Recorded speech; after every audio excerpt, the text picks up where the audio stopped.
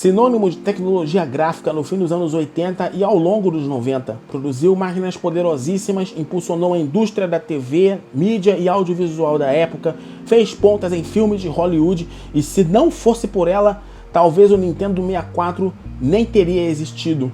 O BGT.doc de hoje conta em detalhes a história da Silicon Graphics. Tudo começou em 1981, na cidade americana de Sunnyvale, região do famoso Vale do Silício, onde estão as gigantes da tecnologia como Apple, Google e Facebook. Em novembro daquele ano, o empresário e cientista Gene Clark funda a Silicon Graphics Computer Systems, ou só SGI. Apesar disso, o primeiro produto veio só em 83, com o sistema Iris 1000. Olhando por fora parecia um computador normal, mas não era. Em plenos anos 80, o Iris era totalmente voltado para o 3D. Equipado com uma CPU da Motorola, o 68000, ele tinha capacidades gráficas totalmente fora da curva para a época, como modelagem em 3 eixos, animação, sombreamento e iluminação.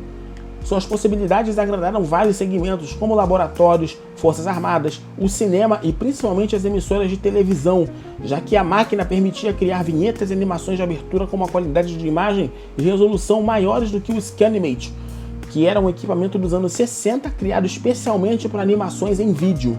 Embora a animação gráfica por computador fosse um luxo bastante caríssimo à época, restrita a poucos estúdios, tinha suas vantagens, como a já citada maior resolução e a possibilidade de alterações imediatas. No Scanimate, as imagens eram, entre aspas, programadas por mais de 200 conexões, botões e alavancas presentes em todo o aparelho, fora o seu tamanho, que exigia no mínimo 3 pessoas para ser operado. Conforme os preços foram caindo e os equipamentos foram se atualizando, a animação computadorizada foi substituindo o velho Scanimate. Nesse meio tempo, a SGI foi produzindo máquinas cada vez mais robustas e caras, como as séries 2000 e 3000 no fim da década. O começo dos anos 90 viu a chegada das linhas Indigo, Crimson e Onyx, esse último o maior e mais potente sistema já produzido pela SGI até então.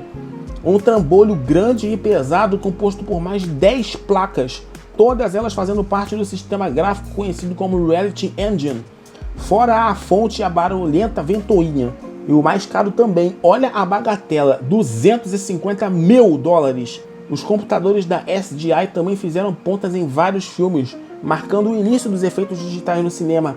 Jurassic Park tem uma cena onde a personagem Lex, interpretada pela atriz e pintora Ariana Richards, usa o equipamento da marca. As máquinas da Silicon também ajudaram a produzir os Tornados de Twister, filme esse que já passou 1 zilhão de vezes na sessão da tarde. Quando a Nintendo se planejava para produzir o seu console de quinta geração, lá por 94 ou 95, a Sega tinha o Saturno e o PlayStation já andava por aí. Eles foram até a SGI para projetar o hardware do console. A placa e o processador do 64 foram todos baseados nos workstations da Silicon. Até mesmo o CPU R4000 que equipava as máquinas foi parar no videogame, sendo que ele já era usado em alguns fliperamas da época, incluindo o Ultra 64, que é a versão do Nintendo 64 voltada para arcades. Na verdade, todos os kits de desenvolvimento do 64 usavam hardware e software da Silicon.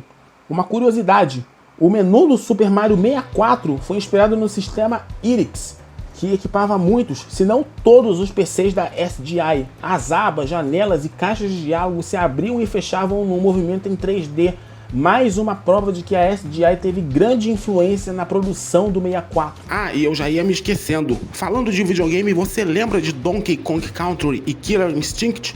2 clássicos absolutos do Super Nintendo que, além de serem clássicos, traziam alguns dos gráficos mais bonitos da geração 16 bits. Tem uma coisa entre eles muito em comum em relação aos gráficos.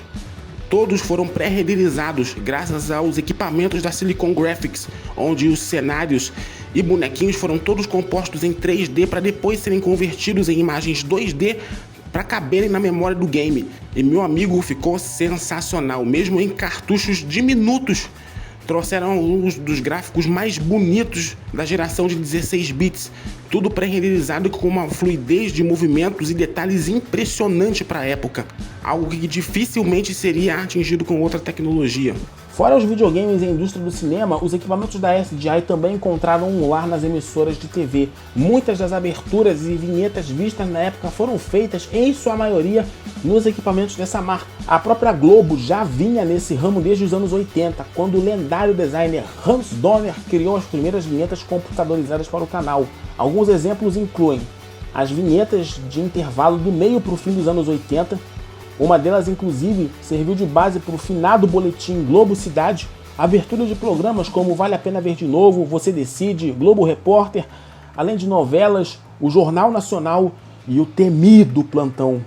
O Fantástico usou e abusou da computação gráfica do meio para o fim dos anos 90. A abertura de 94 do Show da Vida foi toda computadorizada e os cenários virtuais vieram ainda nessa época. E lembra aquelas vinhetas onde aparecia o tal globo de vidro e depois o locutor dizia "A gente se vê por aqui"? Também teve dedo da SDI nisso. Infelizmente, nem os poderosos sistemas da SDI resistiram aos avanços técnicos. À medida que os PCs comuns foram ficando mais baratos e programas como Maya, Blender e Cinema 4D se tornaram populares, chamando a atenção das emissoras e grandes estúdios, ninguém mais precisava da Silicon para produzir algo visualmente impressionante. As vendas da empresa foram caindo ano após ano, nem mesmo lançamentos como o O2, Octane e Tesla, nem a mudança para arquiteturas mais modernas chamavam a atenção, tornando-se uma companhia de nichos minúsculos. Nem a mudança do logotipo ajudou. Por volta de 2003, a Google adquiriu o prédio sede da empresa. Eles reduziram o volume de produção e foram descontinuando as linhas aos poucos. Em 2006, a administração da empresa notou que a SDI poderia ficar sem dinheiro para mais nada no final do ano. Últimas cartadas ainda foram tentadas, como sistema de visualização Virtu, mas com baixas vendas não sobrou alternativa a não ser pedir a falência. 2008 e 2009 marcaram os capítulos finais de vida da SDI. A bolsa Nasdaq descredenciava de sua lista de acionistas. Todos os funcionários foram demitidos e a empresa vendeu o restante de seus ativos. Era o triste fim de uma gigante da computação gráfica. Foram quase 30 anos de vida e muitas contribuições para a indústria da computação visual, videogames, cinema e mídia. Se não fosse a SDI, talvez a computação gráfica como conhecemos hoje nem teria existido. Um legado extenso e cheio de inovações que não pode ser ignorado. Mesmo que não exista mais, ela ainda continua sendo bem lembrada. E assim termina mais um BGT.doc. Curtindo a história de hoje? Diz aí nos comentários o que você achou, tô ansioso para saber a sua opinião. Não deixa de dar o like também, compartilhar com quem gosta de conteúdos assim. Se você é novo aqui no canal, não custa nada se inscrever e marcar o sininho para saber das novidades. Me segue nas redes também, tô no Face, no Insta e no linklist.bio/BrunãoGameTech. Por enquanto é isso, mas eu volto logo logo, fique ligado. Um forte abraço para você, obrigado por me acompanhar até aqui, se cuide e fui. Até mais e muita paz para você.